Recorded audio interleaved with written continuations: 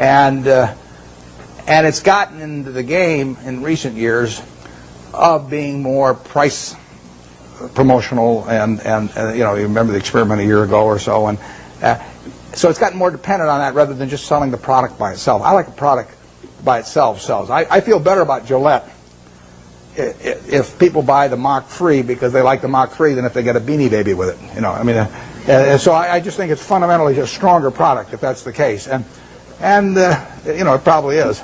We own a lot of Gillette, and you can sleep pretty well at night if you think of a couple billion men with their hair growing on their faces. You go to, it's growing all night while you sleep, and women have 2 legs. It's even better.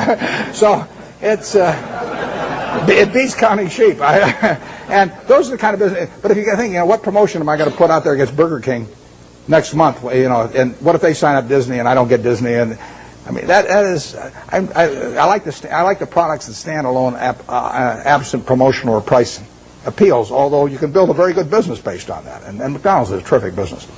It's not as good a business as Coke, but there really are hardly any. It's a very good business. And if you bet on one company in that field, aside from Dairy Queen, of course, you want to bet on McDonald's. We bought Dairy Queen here a while back. That's why I'm plugging it shamelessly here.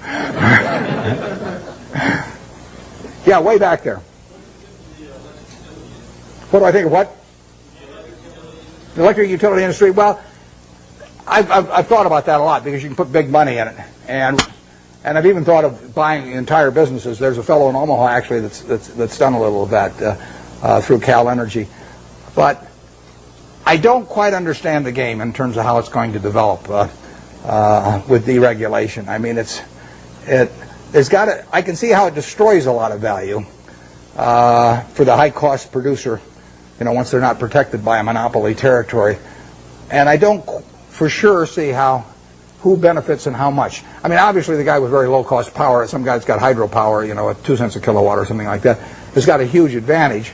But how much of that he's going to get to keep and everything, or how extensively he can send that outside his natural territory, I haven't been able to figure that out so that I really think I know what the industry is going to look like in 10 years. But it is something I think about, and if I ever develop any insights, that call for action, I'll develop. I will act on them. But because I think I can understand the attractiveness of the product, and it's all of that, all of the aspects of certainty, of user need, and the fact that it's a bargain and all of that. I understand. I just don't understand who's going to make the money in it 10 years from now, and that keeps me away. Yeah. Do you think that the market has favored the large cap blue chip stocks over the small cap stocks over the next couple of years? The question is large caps versus small caps, and why large caps overperform. I don't know the answer to that. We don't think we don't care whether companies large cap, giant cap, middle cap, small cap, micro cap. It doesn't make any difference. I mean, the only question to us is, can we understand the business? Do we like the people running it? And does it sell for a price that is attractive? From my personal standpoint, running Berkshire now, because we've got pro forma for Gen Re, I don't know what we have, maybe 75 or 80 billion dollars to invest, and I only want to invest in about 5 things. So I'm really limited to very big companies. But if I were investing $100,000, I wouldn't care whether something was large cap or small cap or anything. I would just look for businesses I understood. Now,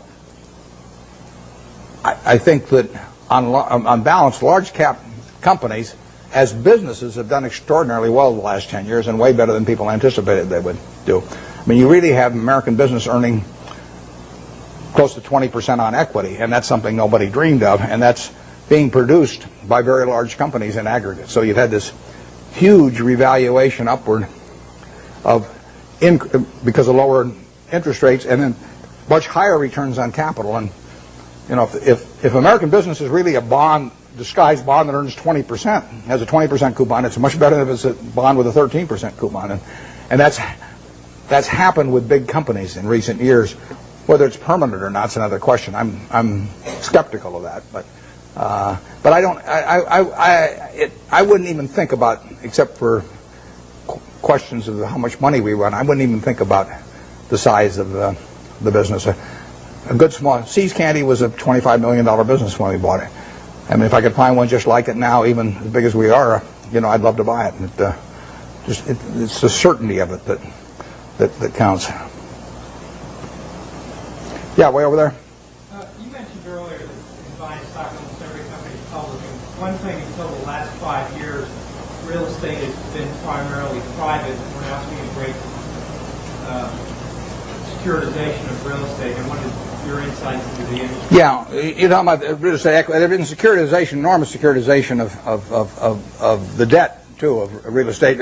And that is one of the items right now that is really clogging up the capital markets. I mean, the mortgage-backed securities they're just not moving in commercial mortgage-backed, not residential mortgage-backed. And so that's. But I think you're directing your question at equities probably, and the equities. If you leave out, the corporate form has been a lousy way to own equities. I mean, you've interjected a corporate income tax into something that people individually have been able to own with a single tax, and by having the normal corporate form, you get a double taxation in there you really don't need with real estate, and it takes away too much of the return. REITs have, in effect, created a conduit so that you don't get the double taxation, but they also generally have fairly high operating expenses. And if you get real estate, let's just say you can buy fairly simple types of real estate on an 8% yield or thereabouts, and you take away maybe close to 1 or 1, maybe even 1.5% by the time you count stock options and everything. It's not a terribly attractive way to own it. Maybe the only way a guy with $1,000 or $5,000 can own it. But if you have $1 million or $10 million, you're better off owning the real estate properties yourself and sticking some intermediary in between that will get a sizable piece of the return for himself. So we have found very little in that field. You'll see an announcement in the next couple of weeks that may belie what I'm telling you here on one thing. So I don't want you to think I was double-crossing you up here. But generally speaking, we've seen very, very little in that field that gets us excited.